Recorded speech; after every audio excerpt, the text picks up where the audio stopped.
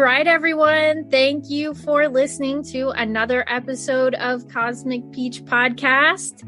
Tonight, I have the man, the myth, the legend. Starting to walk down that path to say, well, the Bible doesn't really say there were giants. The Bible doesn't really say, some of these things that people might want to believe about end time prophecy.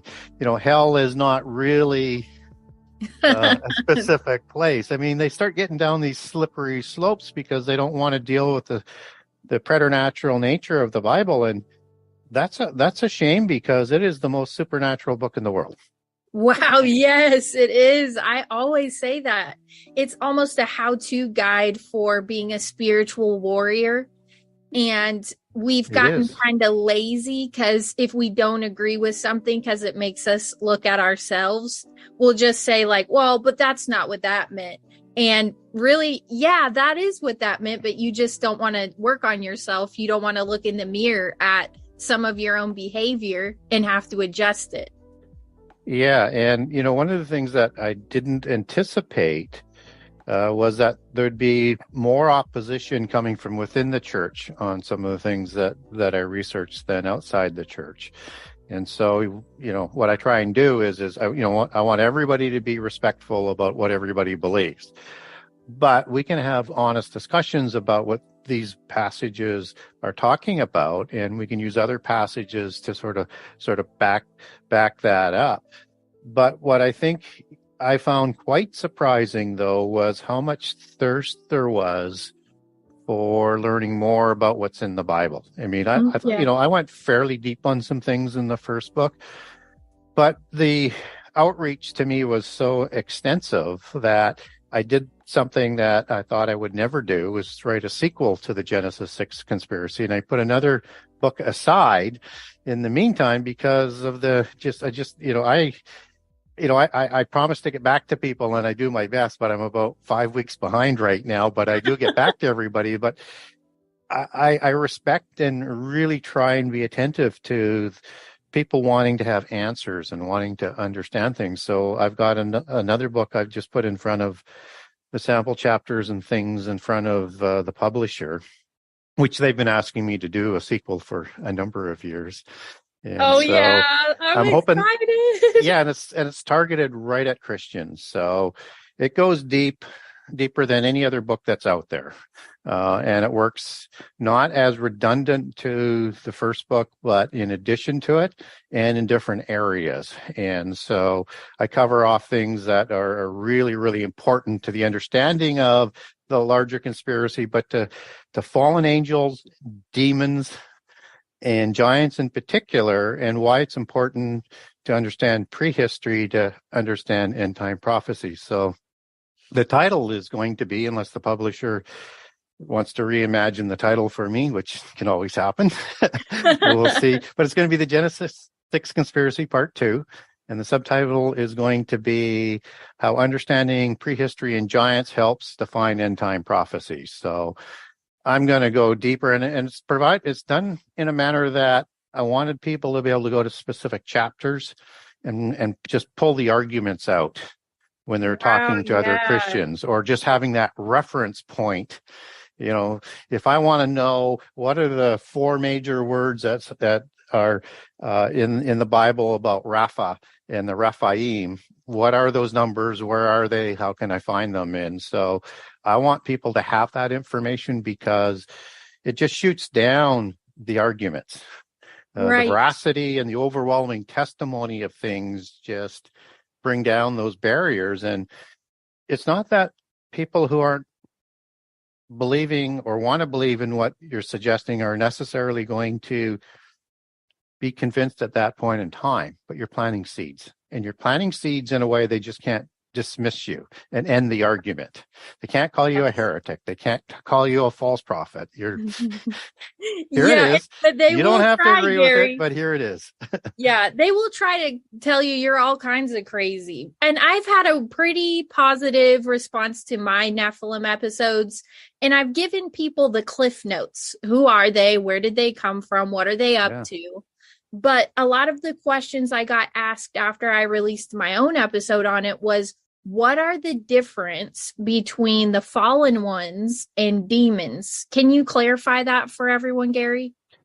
Yeah, there is a difference. And first of all, I would classify them as all fallen ones, but let's just call them different subgroups. So when we talk about giants, they are the offspring of the fallen angels.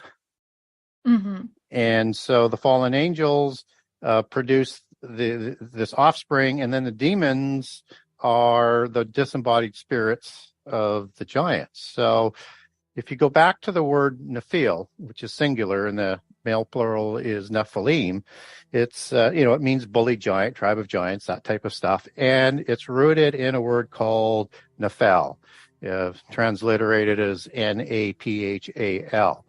And that means to causatively fall down or to prostrate oneself, to worship in front of people, and words like that. Fallen is the most commonly used way of Nephal in the Old Testament in Hebrew.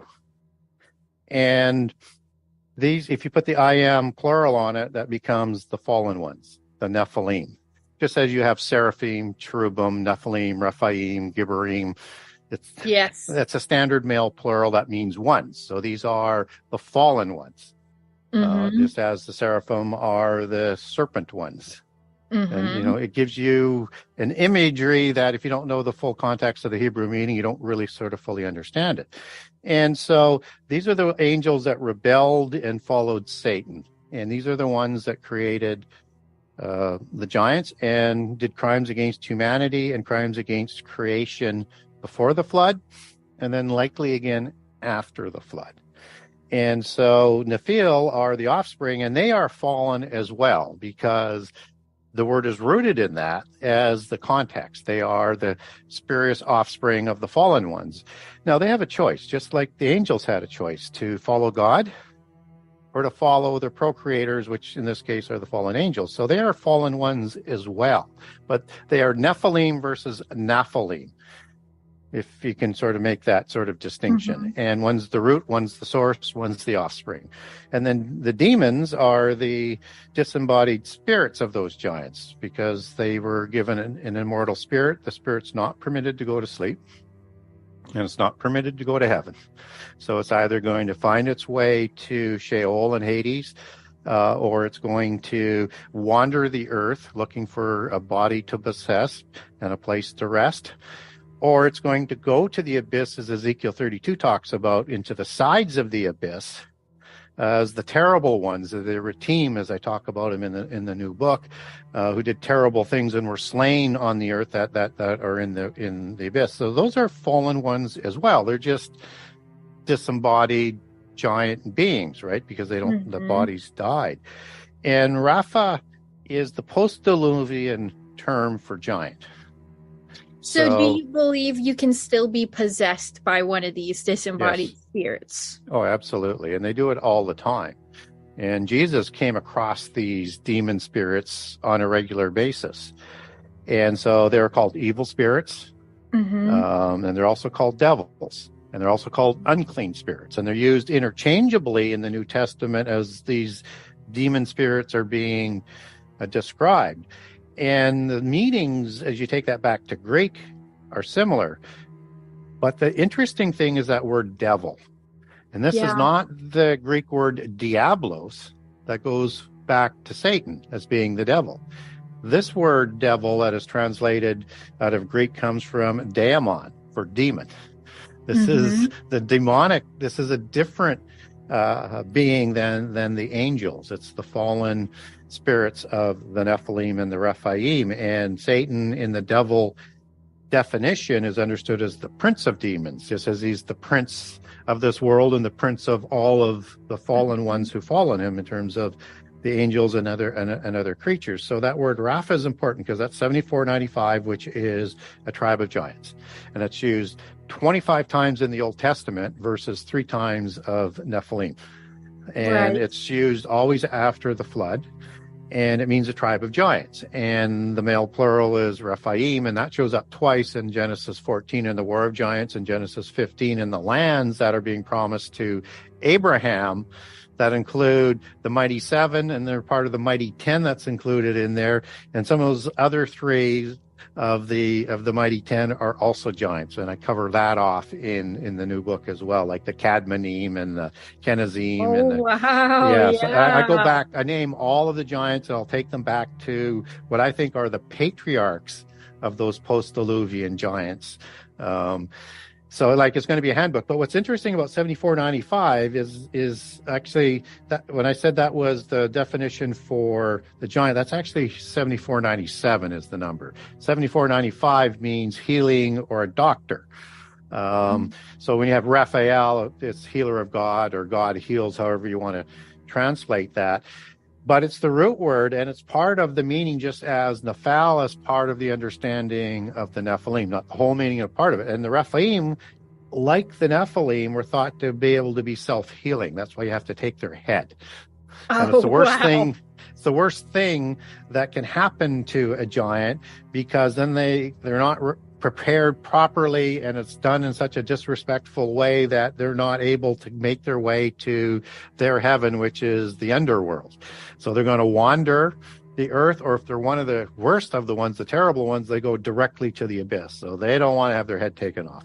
So they could self-heal. That's part of the meaning. 7496 is the second part of the meaning, and that means a shade or a spirit or a demon. Mm-hmm. And again, that's the disembodied aspect. And 7497 is the actual giant. And then 7498 is sometimes there's a giant named Rapha, and it's rooted in the same word. So you've got those that are in a series. So you've got this connection with the demons, to the Raphaim, to the understanding of the Nephilim, and then what the book of Enoch talks about as these being disembodied spirits of the giants. That are there to oppress humankind. And of course, that's what the demons do. That's what they were doing in the time of Jesus, and Legion would be the most specific example of that. The demoniac that Jesus casted all those demons out of into the pigs. And another question I get really frequently is, do you think that some of the giants weren't so bad? Do you think that there were some that were kind of just in the middle and existing, or you hear stories in ancient mythology where some giants helped humans against other giants? And so this is a blurry subject for me because I haven't looked into it that much. Well, the first thing people need to remember when it comes to polytheism, it's a dualistic religion. And on the macro and on the micro. So on the macro, it's their head god, which however they want to name him, we'll call him Satan, against the God of the Bible. And that's a perpetual battle in their belief that nobody ever wins. Within the system, you have the white hats, the dark hats. You have the good giants, the bad giants. You have white magic, black magic. And that's a rivalry that goes on within their belief system, but they all worship the pantheon of gods. And they're all directionally trying to do the same thing. They just have a different path of getting there. So that's the first context we need to understand. But I do think that just as the fallen angels had free will and free choice to choose to follow God or not, and they knew God intimately, and they still chose to rebel, their offspring, even though they have that counterfeited spirit, maybe it starts after the fourth generation, as in the book of the law talks about. But I think all beings that are sentient have free choice. Okay. And they have an ability to choose God or not. And that, the only sin that is not forgiven is a blasphemy or a sin against the Holy Spirit.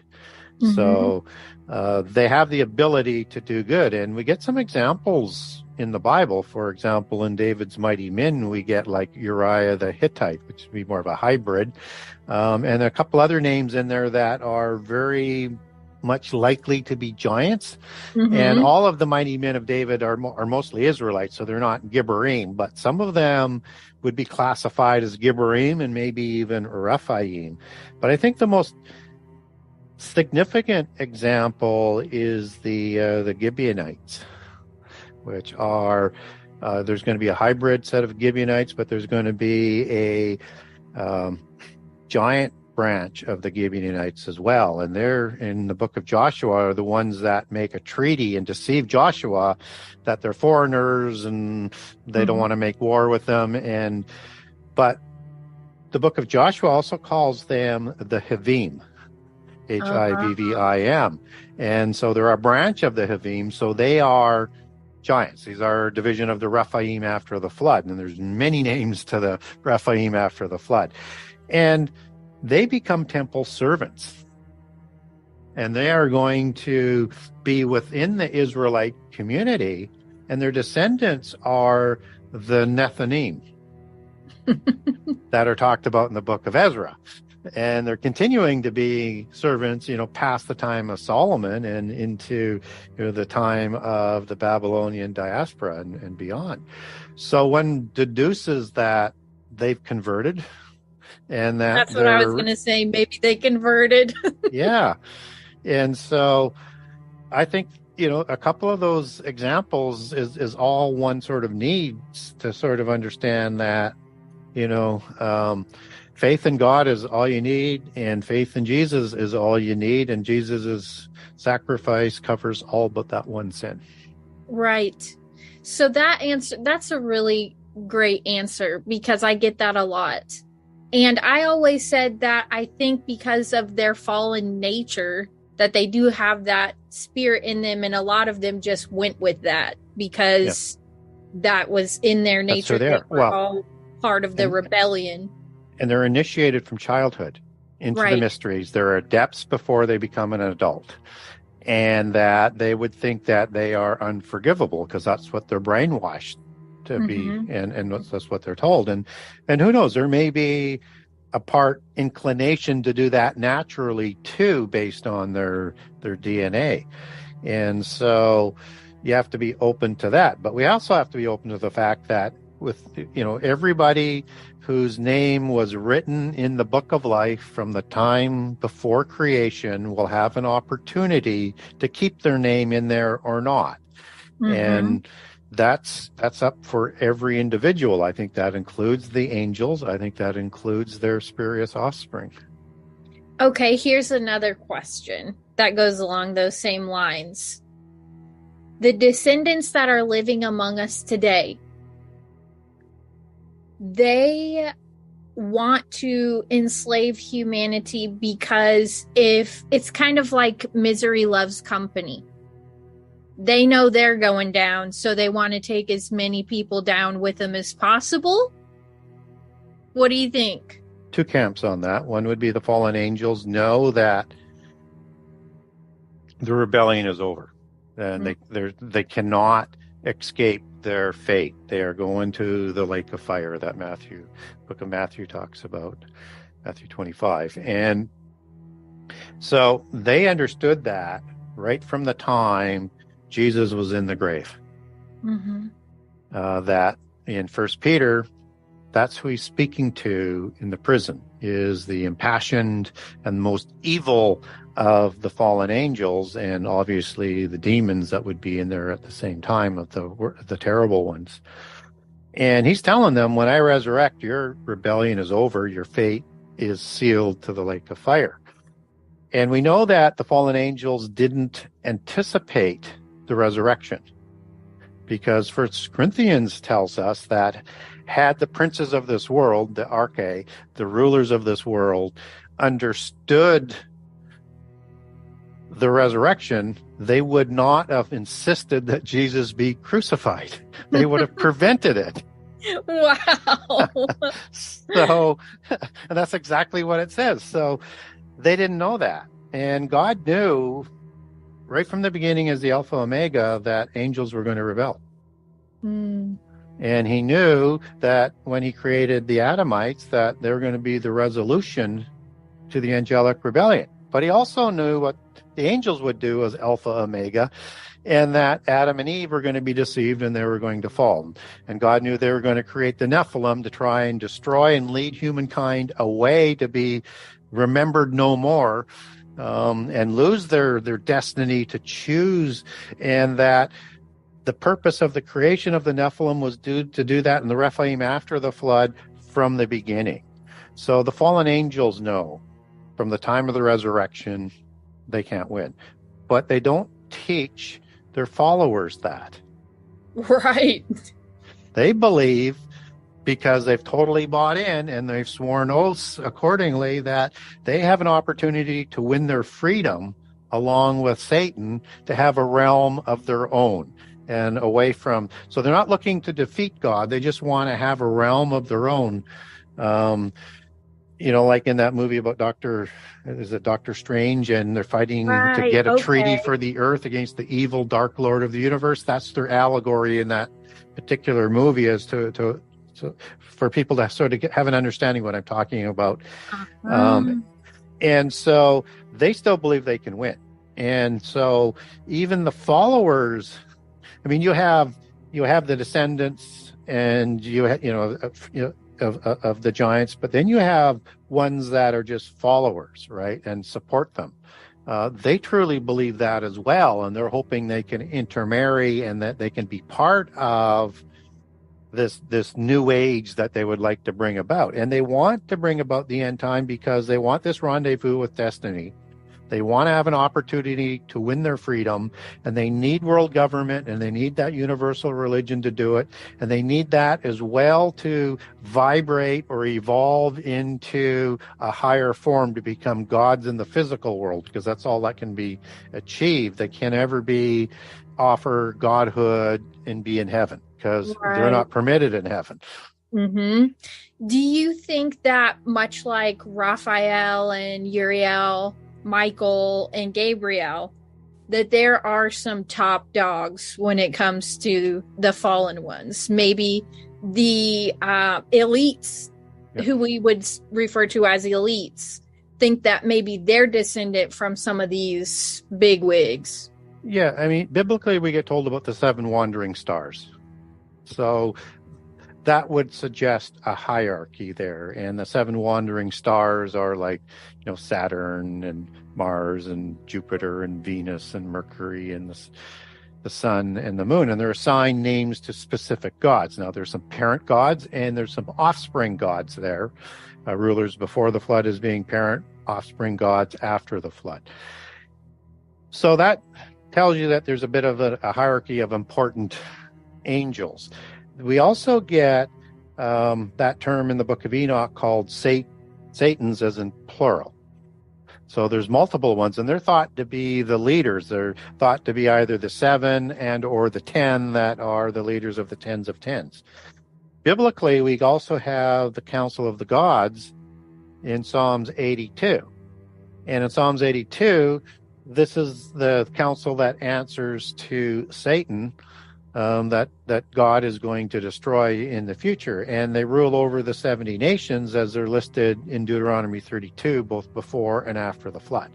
And so you start to get an idea of a hierarchy in there. Now, in the loyal angelic army, which is the Hebrew word Saba, it means an army, and an army of angels specifically, and it's also talked about as the host of heaven, where Saba comes from. And an army implies rank and order. So you have several different ranks and orders in there. So you've got the ones at the top. You have the watchers, and the word watcher is a word that actually shows up in the Bible. It's in Daniel 4 times, and it is the Hebrew word ayir, or ears is it's also pronounced, and it means a watcher angel, and it's describing these watcher angels that are coming down in Daniel 4, and they're bringing instructions and commandments from the throne of God. So watchers are understood as beings that are always awake. And so the word ayir is rooted in another Hebrew word, It starts with a U because it's transliterated into English, and it means to be awake and to watch. And so these are the angels around the throne of God that are called the watchers. And there's 4 groups of those angels. You have the archangels, you have the cherubim, and you have the cherubim, and you have one other group. And we briefly get a description of those in Ezekiel 1, 3, and 10. And these are the cherubim-like angels, and I call them cherubim-like because they have 4 heads or 4 faces of like a cherubim does, except that one of those faces is a cherubim. And it's distinctly different, and it's within the wheels. It's the wheels that are in the wheels, they're in the wheels. Now, in Hebrew, the word for wheel is Gilgal, as in Gilgal Raphaim, or the wheel of the gods, or Gilgal, the place of the base camp of Israel during the time of the conquest of the covenant land. But that word is only used to describe the actual wheels. When it's describing the angels within the wheels, it's the word Ophan.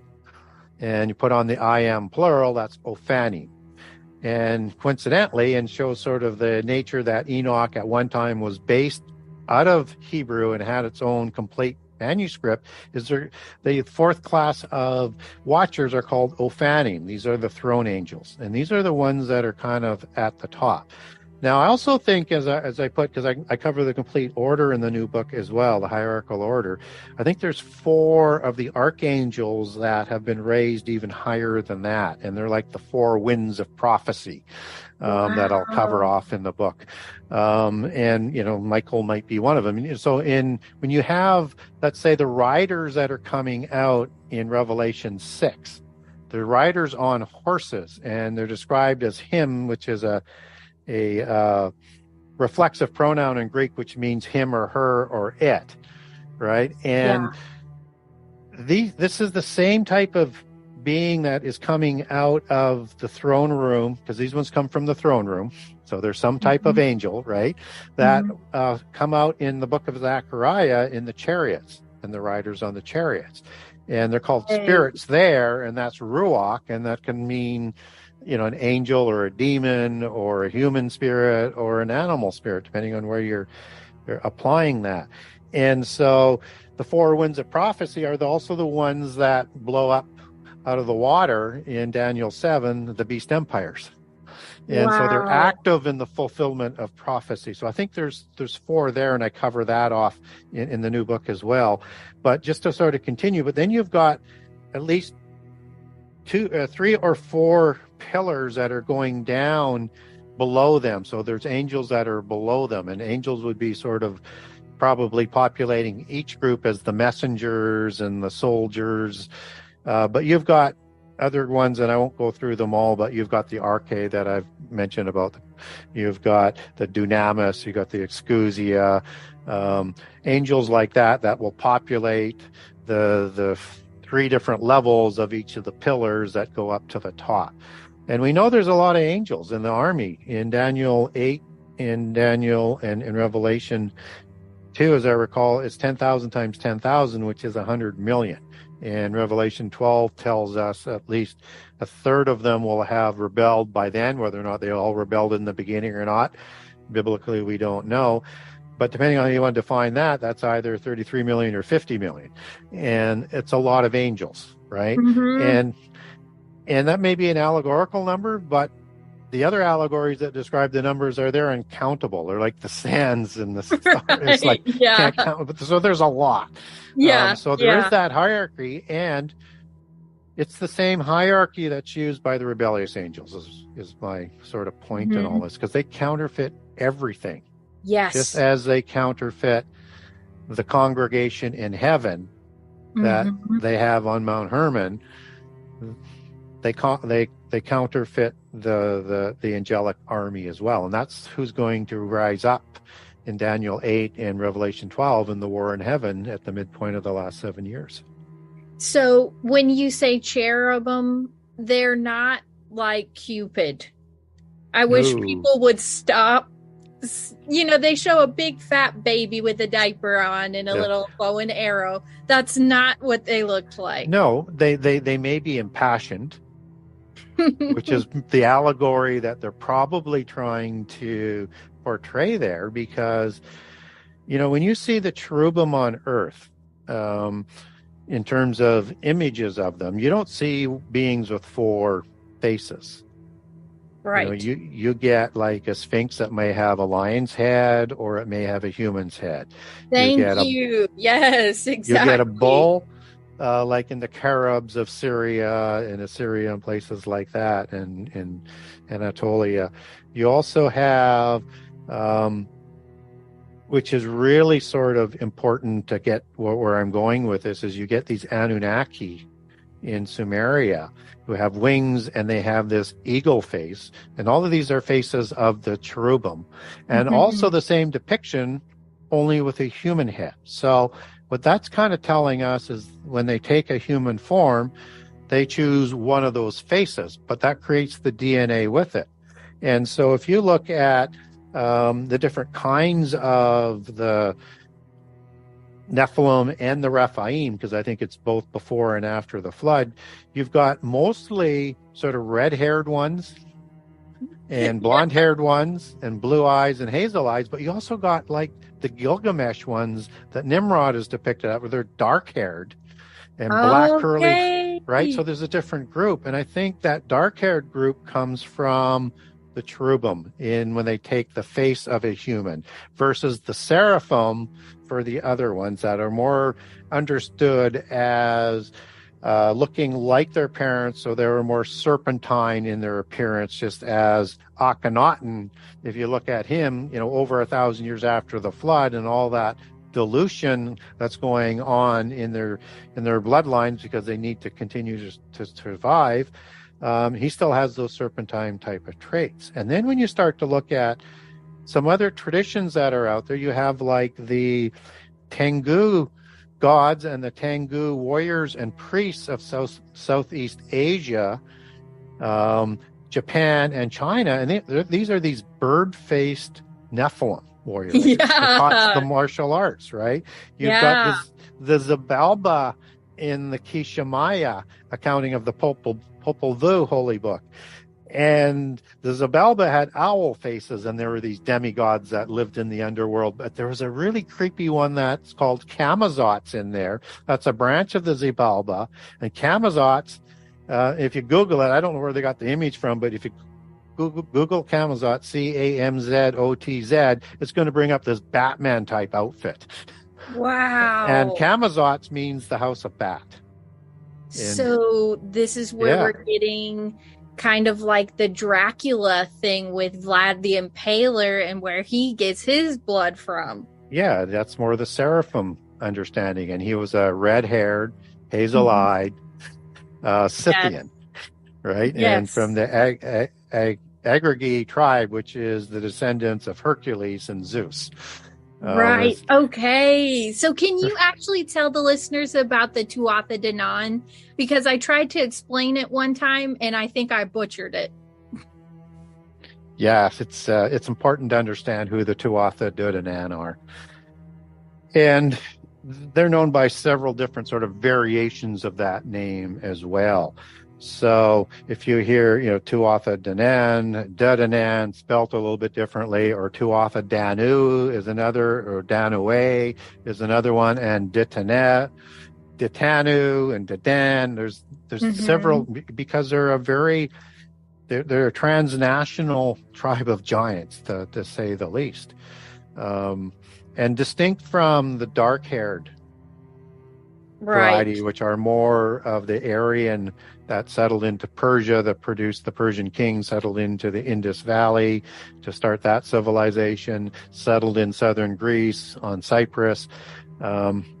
These ones of the Tuatha De Danann were denoted by red hair, pale skin, hazel eyes, serpentine looks, or blonde hair, blue eyes, same type of looks. And so biblically in the in the land of the covenant, we get the Horim, who are the red-haired variety of the Tuatha De Danann, and the Anakim, which were the blonde-haired ones that were the procreators of the Amorites, creating the hybrid humans. And they had blonde hair and blue eyes as well, because they come from that hybrid strain. So this is a group of people that were giants before the flood, and also again after the flood. And in that tradition of polytheism, they escaped from Tartarus after the flood. I think they're recreated after the flood. Doesn't matter, they show up after the flood. Right. And they migrate up the Danube River into Transylvania, into the Ukraine, into Russia, over into Mongolia, up into Germany, up into Norway. And that's mostly the blonde-haired, blue-eyed version, although there's some intermixing in there. The red-haired variety, as they move out of the Middle East, they tend to go towards Ireland, Scotland, and England. And so you get these sort of different kind of branches of the same people. And they're known in the Ugaritic texts as the Ditanu, Ditanu, and they're part of the assembly of the Ditan in the Ugaritic text that is assembled at Mount Hermon for the assembly of Baal, and before the flood, the assembly of El, just like you have that council of gods that I referenced to Mount Hermon earlier. And so this is the royal bloodlines of the families out of the Ugarit, and they are also the royal bloodlines in the original Rapiu or the Rapium created after the flood by Baal and Ashtaroth. And so in the Ugaritic texts, they're trying to bring Baal and Ashtaroth back to create more because they're part of the terrible ones, and terrible ones, that's the word Erit, with the plural Eritim, it means strong, powerful, and sort of evil, but also it's defined within its definition as a fertility issue and childless. So one of the distinctions between the Nephilim before the flood and the Rephaim after the flood is the ability to reproduce and reproduce in numbers. So they are forced to intermarry with humans after the flood in sort of all areas, just as the Japhethites would have intermarried with them. But in particular, the Canaanites did, right, within the land of the covenant. That's where you get the 9 patriarchless tribes from that intermarriage, because they had to. Nimrod will intermarry with the Rephaim afterwards as well. And so that's where it's understanding some of the different terms is very, very important.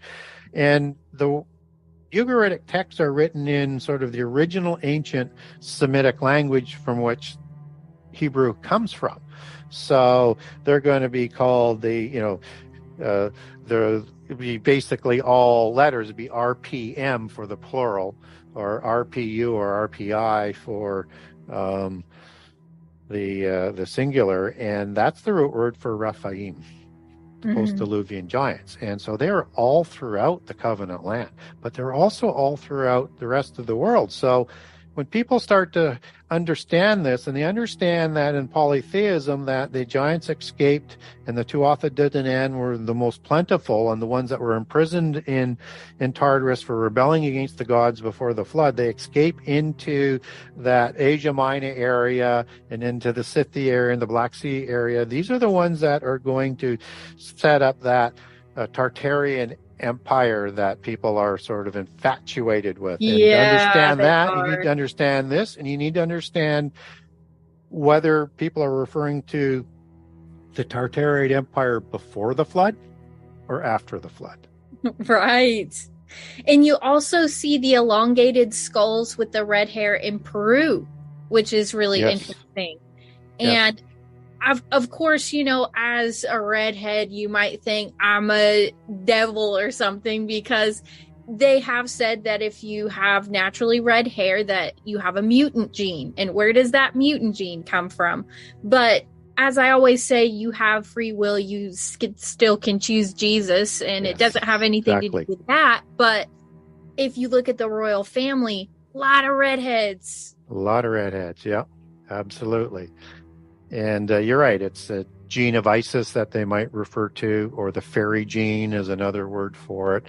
Some people believe it's part of the Rh negative aspect, and people with Rh negative blood, they have a lot of traits that are out of the ordinary, but the majority have red hair, blonde hair, blue eyes, hazel eyes, green eyes, higher intelligence, more abilities with in the psycho areas like telepathy or encounters with aliens, encounters with demons, and all sorts of that. So, but a lot of people say you can't have something inserted into the bloodline if it's missing something. In this case, the Rh negative means it's missing a D antigen. And so they say, well, it can't be the bloodline of the giants, but that's not really how things kind of work. How it works is that it's the gene that gets passed on. So whether or not it's the LB gens, as a lot of the Western European bloodlines of the blonde and red hair and white skin, LB meaning white, just as Hori means white and bland, and there's meanings within the words, and gens meaning the genealogies back to a specific patriarch. In this case, probably Elbus and Elbion is the matriarchous or matriarchal aspect, and the patriarchal aspect, as in Elbion, are the likely suspects for some of that LB gens. But you also have like the Julia gens, for example, that is the bloodline of the black nobility, or a lot of the black nobility in Italy that goes back to Romulus and Remus. So there's these genealogies that are very, very important, and what gets passed on is the genes. And it's the genes that produce the blood type. So it's not that you're adding something that's missing, it's the gene that is reproducing the blood type, and it doesn't always produce in every generation or with every sibling, right? As you get into that. And I have a great document for people on the Rh negative if they want that as well. I didn't put it in my book just because it's more of a distraction in something like that. But if you connect it back to the gene, that's the important thing, and that's how it's sort of tracked, and it's a manifestation of that. So only 15% of the population has Rh negative blood. And an even fewer percent have the O negative, I think. Yeah, even fewer, and that's obviously the one that can mix and match with all the different blood types. So it's like the gold standard of the blood types. And so the Windsor family is O negative, for example. No coincidence there. Do you think that when you're born into the royal family, let's say like the Queen and Princess Diana, and they kind of brought her in because I think they needed a diluted level of the genes, and William looks very much like Diana, blonde hair, blue eyes, but Harry, he comes out of nowhere with his red hair and his hazel eyes. And so are there people with these very strong genes walking around and they don't even know who they are, or do they kind of keep track of them? They're always looking for them. Okay. And they're always trying to bring them back in. They feel they're stronger with that hive mind mentality. Okay. And that with that gene and bloodline is they have that connection, and that they can think with one mind, and doing so they can do almost anything. And we kind of get an understanding of this biblically with the 10 kings, which will either be giant kings or descendants of the giants, or maybe a mix of both. But with like mind, they hand their power over to Antichrist, because that's the ultimate pinnacle of what they're trying to bring about, and that's that hive mind mentality. But it's something they absolutely sort of believe in, and so it doesn't really matter whether or not we believe it. I try and get this across to people. It's that they believe it, and it's what they do with that belief system that's important. And I also wanted to ask you if you have any research on what's going on with the Euphrates right now, because my sister keeps asking me about it like I'm an expert or something. And she said it's drying up just like the Bible said. And there's supposedly 4 fallen angels that are buried there. So your thoughts, Gary, on what's going on with that? Well, in the book of Revelation, there are 4 angels that are chained there for a specific period of time. And that's in the end time. And that's when the Euphrates will dry up, so that the kings of the east can come and all of the armies from around the world go to Armageddon. The biggest mistake that people do with prophecy is they get ahead of the chronology. And it has to happen perfectly, and you can't skip over events. You can't leave things out. If there's something that's inconvenient, you don't want to deal with it. You can't do that either. Right. It all has to fit. So we're not in the time of the last year, the year of the Lord's wrath. We're not in the bowl wrath right now. Antichrist hasn't shown up yet. And this happens 3.5 years after Antichrist takes power. And Antichrist just sort of comes onto the field or the stage at the start of the last 7 years as part of the negotiation to create the covenant for the last 7 years. So we're not even in the seal openings. We're in the birth pangs.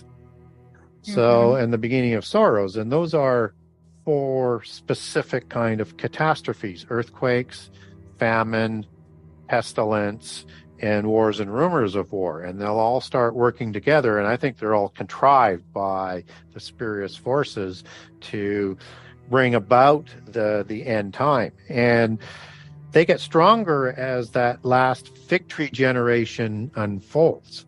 And so we're going to see things that look like it's Armageddon, but it's not. It's going to get worse yet. So if you look at the seal judgments, they are all earthquakes, famine, pestilence, war. If you look at the trumpet judgments, that jump to 33% destruction of everything, including people, from the seals, which are 25%. It's the same for catastrophes. And the wrath bowls would be 100% with the same catastrophes, except that Jesus steps in, otherwise all flesh would be destroyed. So we can't get ahead of the chronology. We're not even close. No, we don't have a universal religion yet. We don't have the 10 king end time empire. We don't have, have the sacrifices going on in the temple that the Jewish people are promised with the covenant. So we're not even in the last 7 years yet. And a generation can be 40 years, or it can be, as the book of Exodus talks about, it can be 70 years as the book of Psalms talks about, or it could be 120 years that Genesis 6:3 says that a generation is going to be limited to because of the creation of the counterfeit spirit by the fallen angels. It's in the Nephilim creation story. So, and we don't know exactly when the fig tree generation begins, because there's one complete generation where all the events that Jesus talks about will be fulfilled.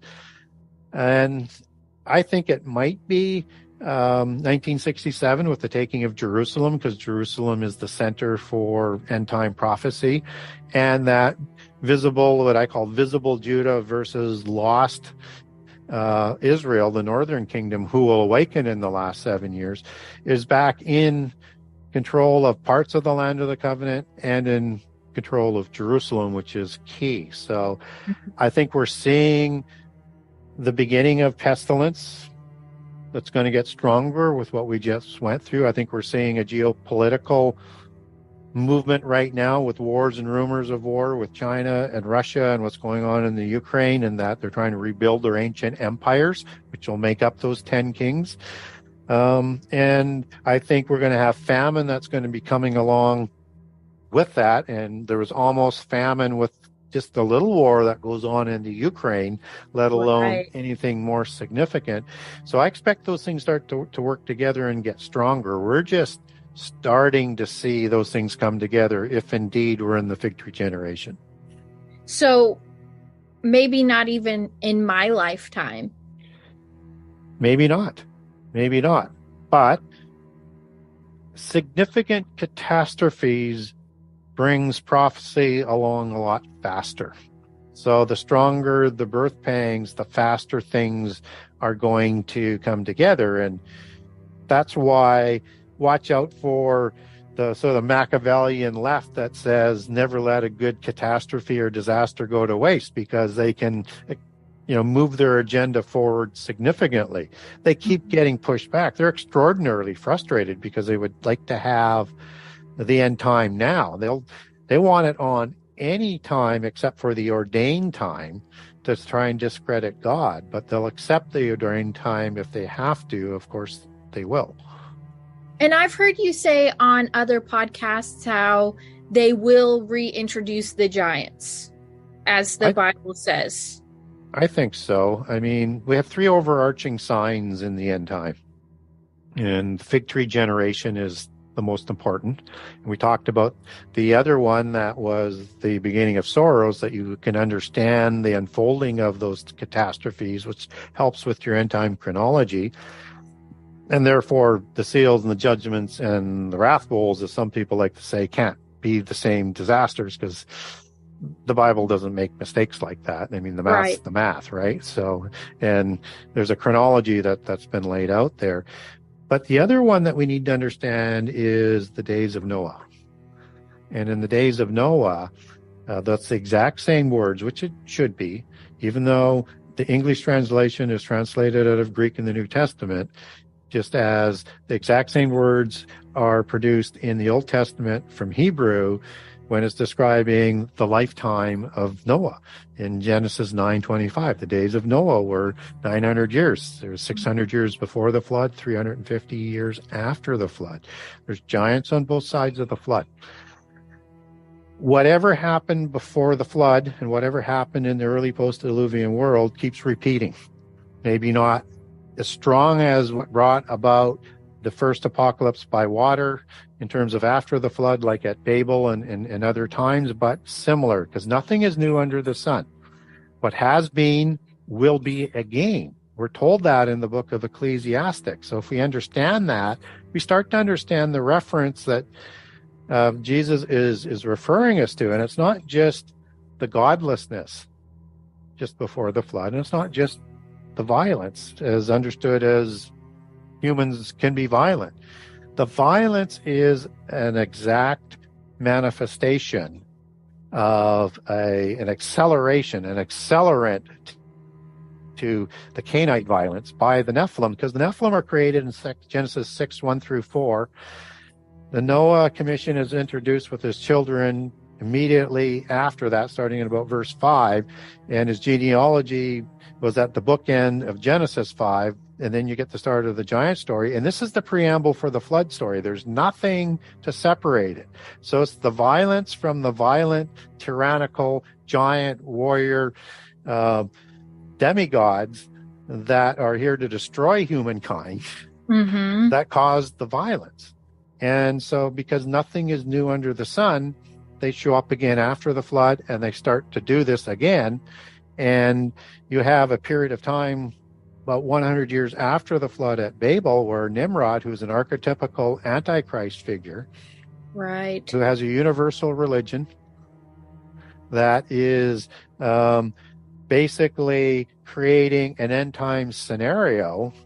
And that's why you have the confusion of the languages. And I also think there's a technology before the flood that we haven't caught up to. I do too, Gary.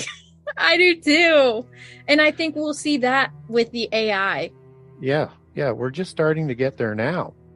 And here's a reflection of maybe how powerful that technology was. And also noting we can't do some of the things we visibly see that the antediluvians did. We can't build the pyramid. Right. And we can't put in those exacting dimensions, and we can't put in the astrological alignments and the sacred geometry or anything that went in it. We can't build Machu Picchu. We can't build many of these things. None of them. Yeah, none of them that are built around the earth. So they had a technology just based on something as simple as that.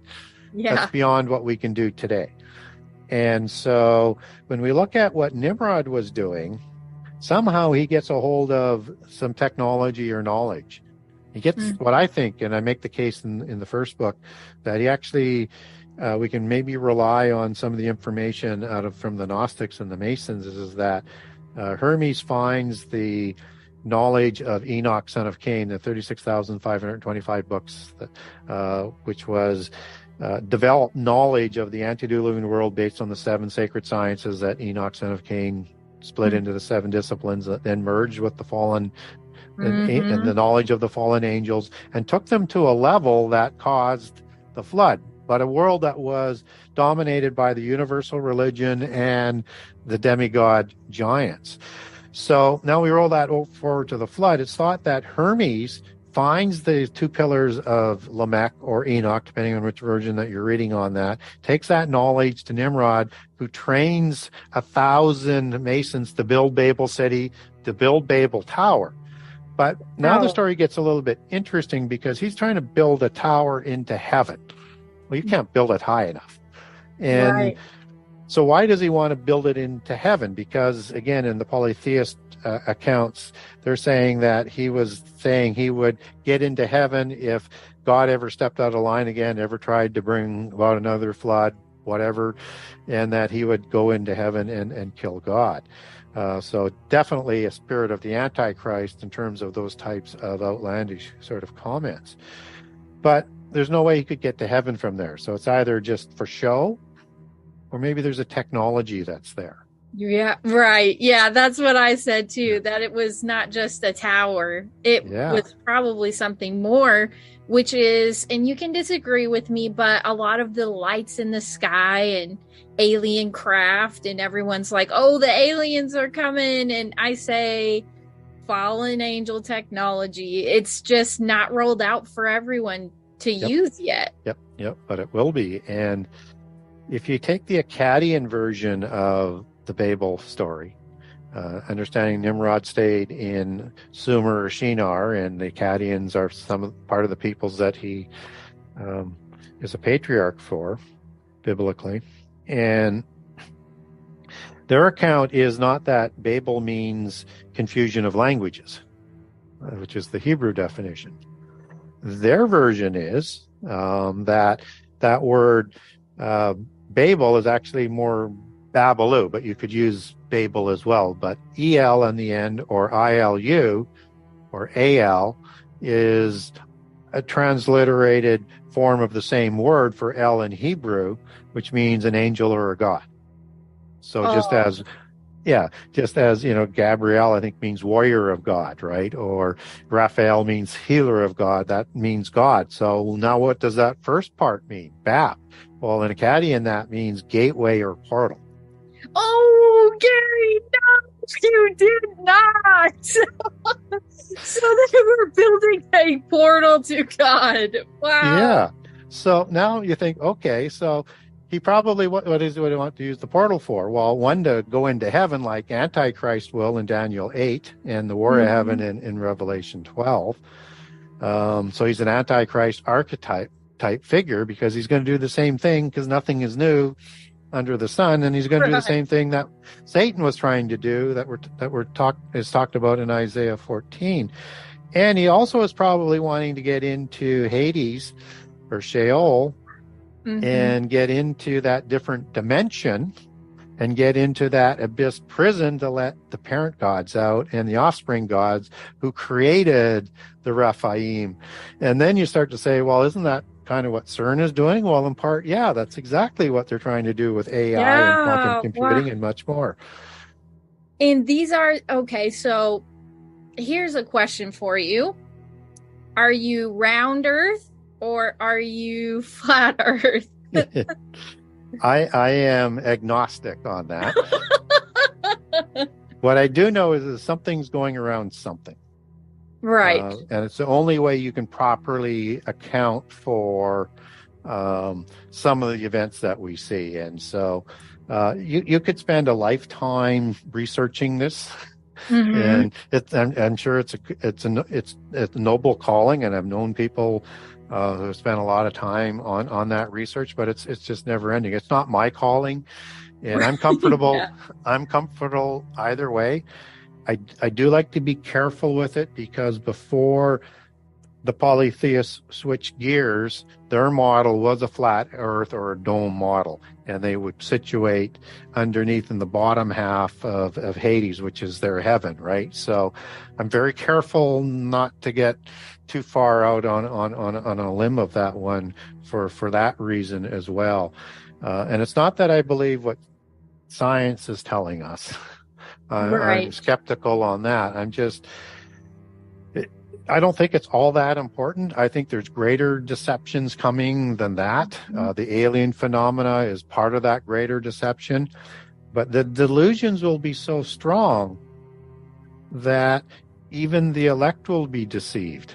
if that were possible. And Jesus says that it is, so that if we don't get educated and are able to communicate and start planting the seeds for people that to what things to expect and not lose our credibility in the meantime, we can't imagine what's really going to happen, because it's going to be just that crazy. It's just going to be unprecedented, except for what happened towards the end of the antediluvian epoch that brought the flood about. Mm-hmm. And on the note with the flood, I watched a show on Netflix called Ancient Apocalypse, and I feel like, did you watch it? Nope. Okay. So Graham Hancock is basically beating around the bush that a lot of these ancient megalithic structures were here way before the flood, and they're super, super old. But he'll say, but giants never existed. Yeah. And he's kind of one of those ancient aliens kind of guys where he wants us to be awake, but just awake to the wrong truth. And only somewhat awake. Yeah. So it's very cunning how they put those shows out on Netflix. And what I've told my listeners is a little bit about Atlantis.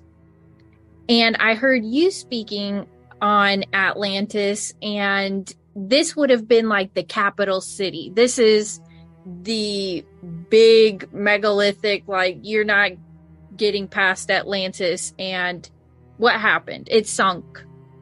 And the Egyptians and some of the other cultures were just like satellite cities, if I'm right. Yeah. So Atlantis is one of those great analogies to what is being talked about in the book of Genesis before the flood. And Atlantis is destroyed in a flood and some other catastrophes. But I also put in the Atlantis chapter in my book references to catastrophes like earthquakes and things that are going on that have to be attributed back to the flood, because you can't attribute it anywhere else after that. Like, we've never seen a time where the seas floor have been exposed, for example, right? Yeah, right. So that would have been happening back then, or even before, if you want to take that further back into history. But so it is a city that is destroyed by a flood-like catastrophe, and the creator of the Atlantean civilization is Poseidon, who's one of the Olympian gods. Now, it's probably an inherited post-Diluvian overlay with Poseidon on there, because Iapetus would have been the parent god before the flood. Poseidon would be an offspring god like Baal, just like El is the parent god before the flood in the Canaanite pantheon. But we'll stick with Poseidon, and he produces through Cleito 10 demigod kings. These are produced through a human named Cleito and a god. The definition of a demigod in ancient history, in particular the Greek Empire, was the offspring of a god and a human. So we're talking about the same creation story as with the Nephilim in Genesis 6:1-4. And these 5 sets of twins create 10 different empires within the Atlantean Empire. So Egypt would have been part of the Atlantean Empire. So you can look at Central America as being another part. There was another extension that went up to England and Ireland. Another parts of the extension went into certain parts of Europe. And there's 10 of these. And I described them all in the book if people want to look in the book to get all of them. But there's these 10 kings, and it's the most advanced civilization of the ancient world. And it's trying to create a world government as a center with Atlantis as being the center for the antediluvian world government. And they're at war trying to get this done. And so this is an exact sort of analogy as to what's happened in Genesis, but it's those 10 kings, which is kind of really important, because you sort of roll that forward to the 1600s and you get this Rosicrucian named Francis Bacon. Yeah. And he writes a book called The New Atlantis, about the end time in a polytheist version where you have this religion that harmonizes science, just as science comes out of the seven sacred sciences that created, mysticism before the flood and created the secret societies. And they have this harmonized science and religion for the end time. And it's called New Atlantis, where you have 10 kings that's ruling over the world.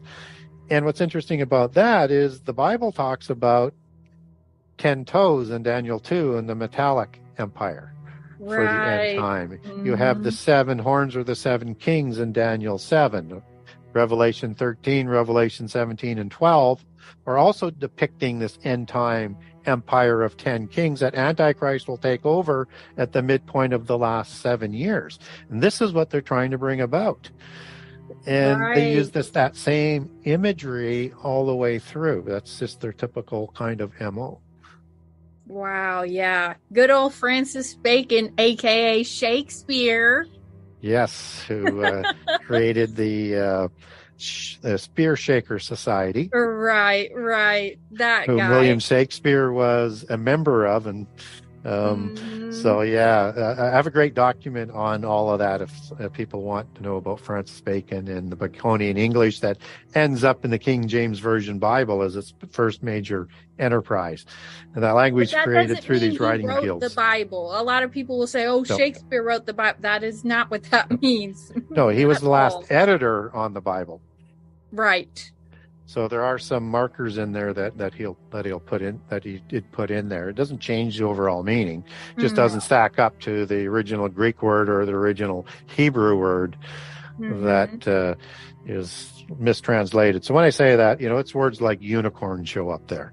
That's the Hebrew word rem for a wild bull. It's not this crazy little fanciful unicorn. Yeah. I have two questions for you too, Gary. Yeah. And you might end a debate that I've been having with a few people. What color were Adam and Eve? White? Black? They look like Native Americans? What color were they, Gary?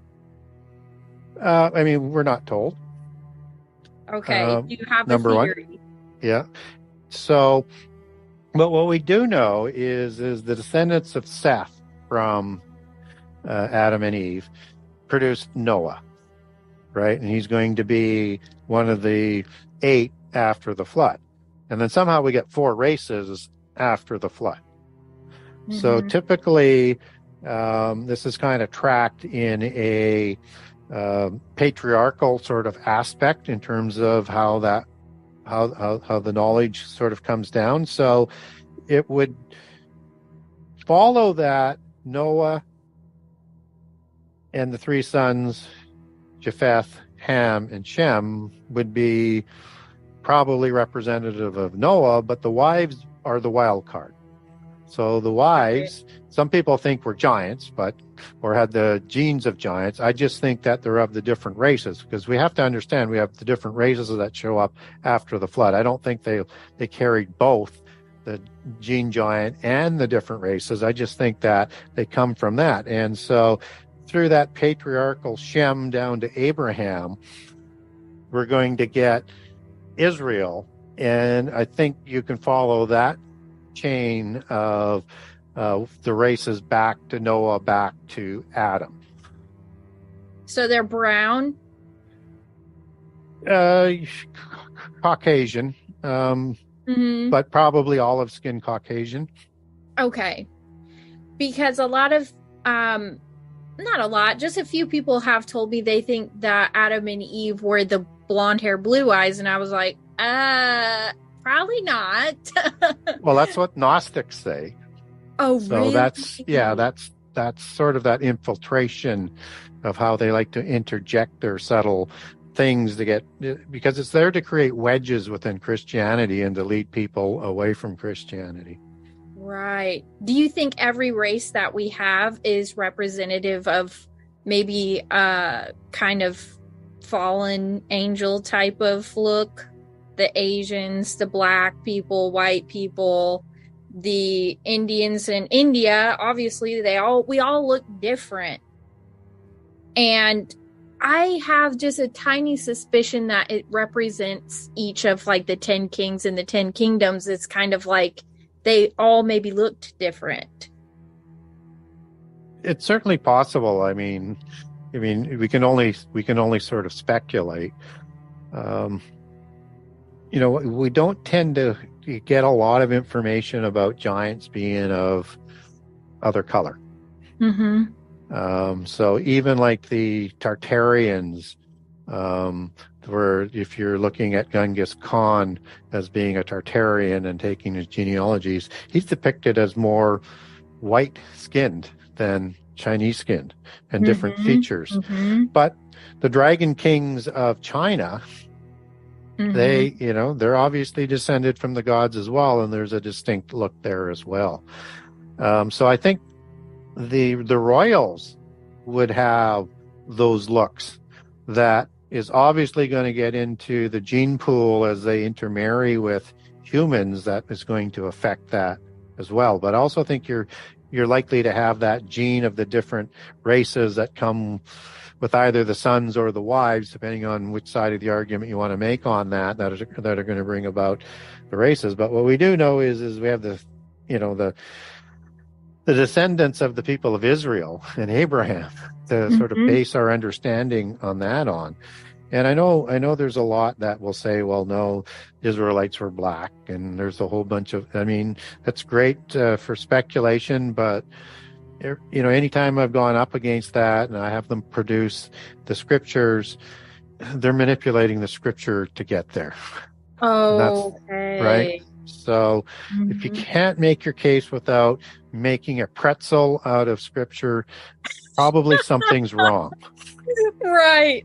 I like that. That's a good way to put it. Let's just leave scripture alone and not twist it origami style to make it fit whatever narrative we're trying to push. Yeah, and don't leave out the inconvenient passages. Yeah, let's not do that either.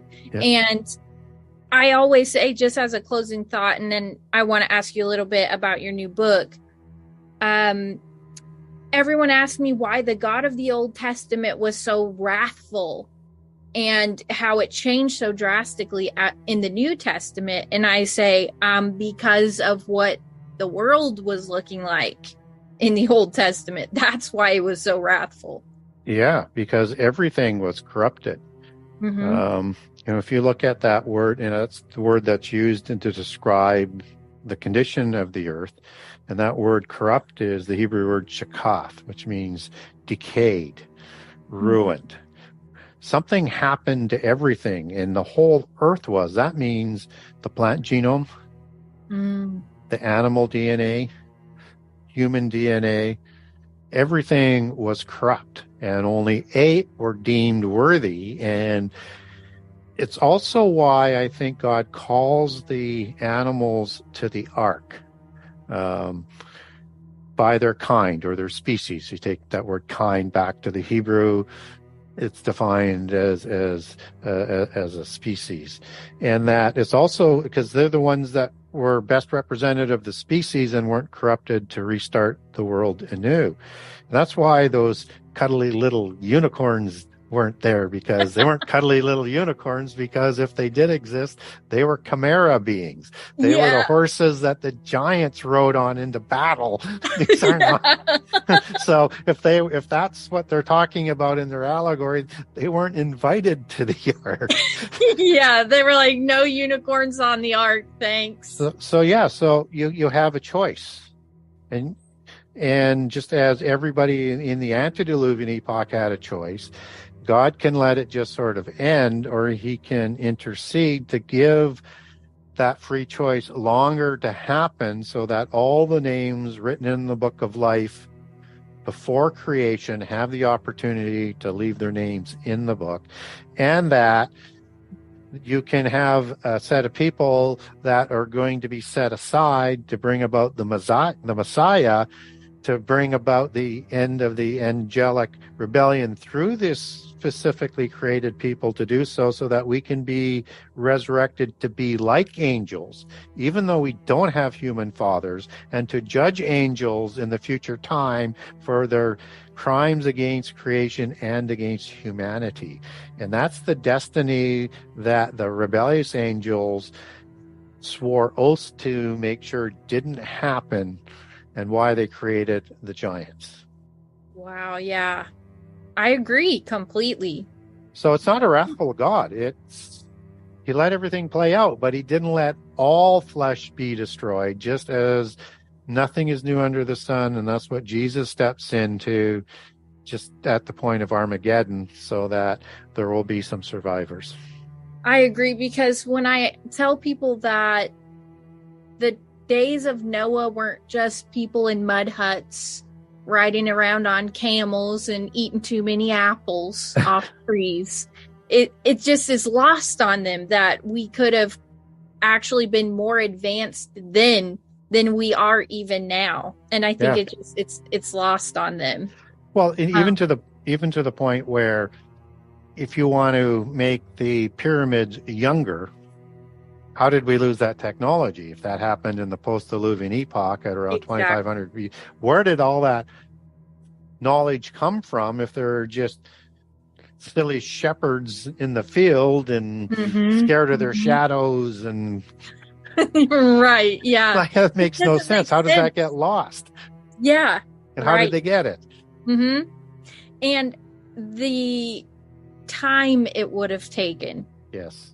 To put all of them together all around the world. It's just inconceivable almost. It wasn't just Adam and Eve and then 20 years later flood. It was a long time before. It was a building up. It was like a pinnacle.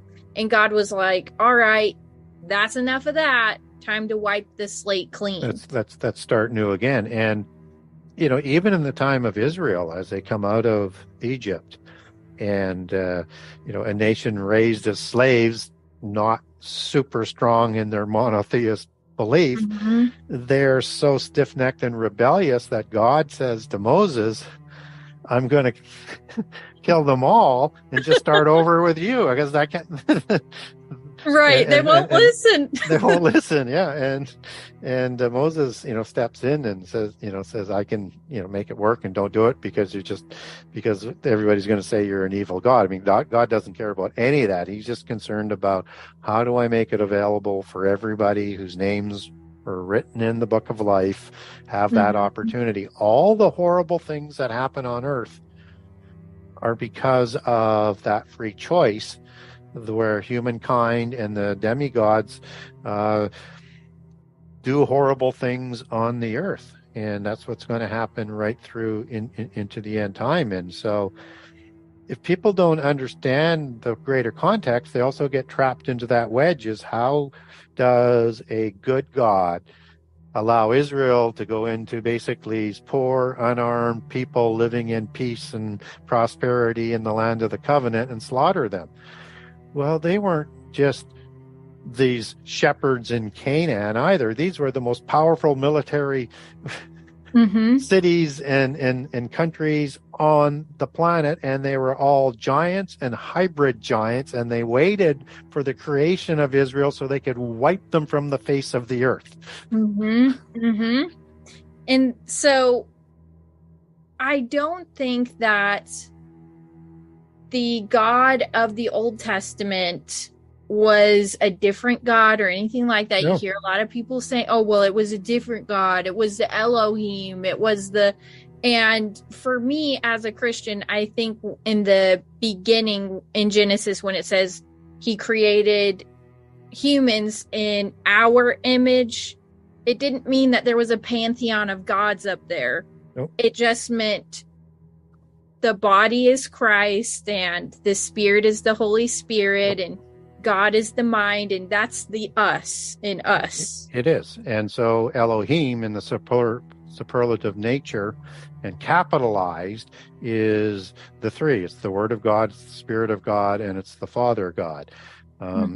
And they're distinct, but they're in perfect harmony. They're part of. Right. And just as God commanded, the Word created all things, right? It's an extension of. Just as God wants life, the Holy Spirit provides the life. It's just the way that it works. So in Genesis 1, you just see Elohim. But you get Lord God, or Jehovah Elohim, or Yahweh Elohim, starting in about verse 4 or 5 in Genesis 2, with the creation of Adam and the commission of Adam is being outlined to bring about the Messiah plan, to bring about the resolution to the angelic rebellion. And that is not to be understood as a different God than is in Genesis 1. I don't think. I think it is the Yahweh of the Elohim. It's specifically the Word that is being talked about, who's going to create Adam for the purpose of bringing about, Judah, the tribe of Judah from Israel, and that he can become the Word made flesh to atone for the sins. This is not, so when you see just God as the Elohim, that's all three. But when you see Yahweh, that's just the word of God. And if you see Yahweh Elohim, then that is the word of the triune that's being talked about. And it's just, that's, if we don't overcomplicate things, it becomes pretty simple, and you won't allow these people to drive wedges in. And that image is the image of the Spirit from heaven, not the oikaterion of the earth. That's the habitation of the earth. That's the soul and the body of the earth, that the Spirit from God merges with the soul. There's the three aspects. So the Spirit comes from heaven and it goes back to heaven, but the soul and the body is part of this world, not part of the heavenly world. And so people will use the Elohim as being the angels who created human beings, or it's polytheism. Right. It can mean a plural of El, a plural of God or angel, but in the lower sense. And so you have the use of Ha Elohim, just as you have Ha Satan versus Satan's, as the Elohim, and it's all part of that superlative nature that you were talking about. So what can we expect to find in your new book, and when will it be available to us? Because I'm dying to read it now. So the sample chapters are at the publishers right now, and they want to move ahead on the project. Same publisher that I used before, so we're still working out some of the details on it. So depending on getting those details worked out and getting it into the queue, the editing and the marketing and everything else, hopefully by the second quarter sometime, maybe late in the second quarter. If they're, they've got a lot of books ahead of it, then it might be a little bit after that. But it's at that point where it's time to get it into the editing and the publishing aspect of it. So it's a slightly smaller book than the first book, so it's not 800 pages. And the first book is 98 chapters. This one's only 84. That's still great, though. It's still a lot of information. It is, and I think people will appreciate, at least I'm hoping they do, how much information that there is in the Bible on these hybrids that I'm talking about, which are like the Amorites and the Horites and the Jebusites, and they're called the Shazu, for example, by the Egyptians, and the different Rephaim tribes that are not well understood after the flood, and how many of them there actually are. And you don't have any Rephaim patriarchs in the Table of Nations in Genesis 10 or First Chronicles. So when you have the Amorites or the Jebusites, you don't have a patriarch there, even though three of the Canaanite tribes, Heth, Sidon, and Canaan, are listed. You don't get a patriarch. You get these families, which again, you take that back to Hebrew, and it can mean a family, but it's more generally understood as a kind, a different species, a different race. This is a hybrid, and you can actually trace those names back to through using patrials ways and etymological ways back to specific Rephaim giants. So Rapha, if that is a patriarch for one of the Rephaim tribes, his name doesn't show up in the Table of Nations. But we do get one patriarch that shows up that is Rephaim, and he produces a specific tribe, and his name isn't in the Table of Nations, and that's a fellow by the name of Arba. And he had a city of Arba that's called Kiriath Arba, which is later named to Hebron.